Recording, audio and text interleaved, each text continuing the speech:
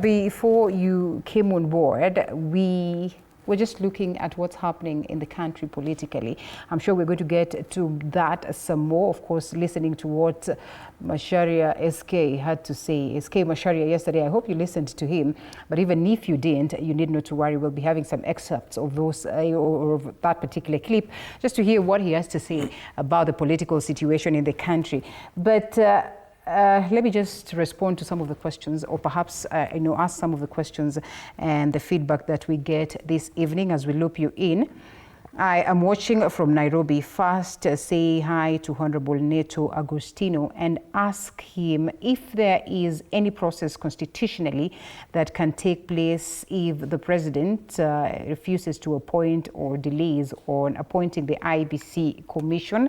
I hope you can respond to that. There is also one gentleman, that was Dominic Stanley, and then there is Steve Ogutu, who asks, or who says, great insights by you guests. Kenya's democracy stands at crossroads while declining democratic space. I think to ensure an inclusive and effective democracy, political parties must go ahead to prioritize the broader interest of the Kenyan people, focusing on transparency, accountability, and protection of fundamental freedoms. That it is essential for all political leaders to foster unity, promote meaningful dialogue, and work towards reform that enhance citizen participation and equitable representation.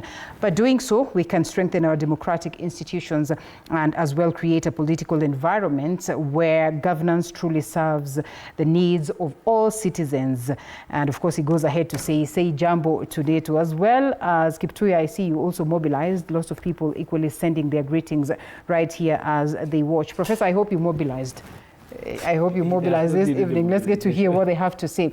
What do you make of the political situation briefly in the country before we get to this story on Duta? Well, it's very fluid.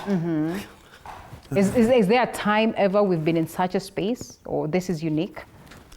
Well, there have been a few times, not too many. But there's some element of uniqueness in this one. Okay. We are not sure what's going on. Right. There was time when you could say, oh yeah, we know this is happening, this is happening.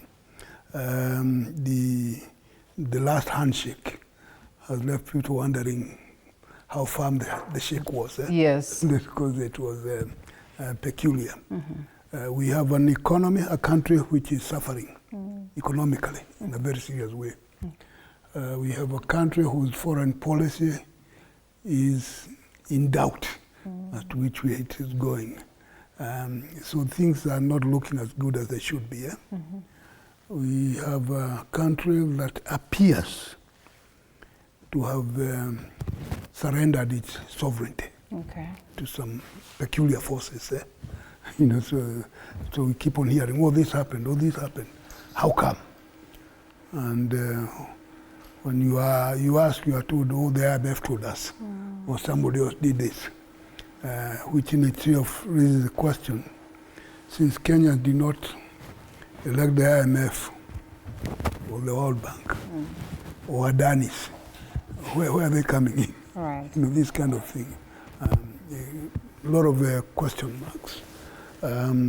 We have a situation where it appears as if the government is not listening to itself, let alone to other people.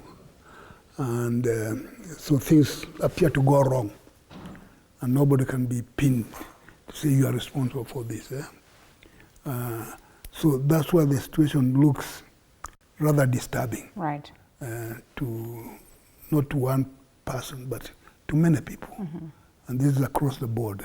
And it needed the hand of Right Honorable Raila Odinga to help solve the situation, because then that is what the leadership says, or they see fit?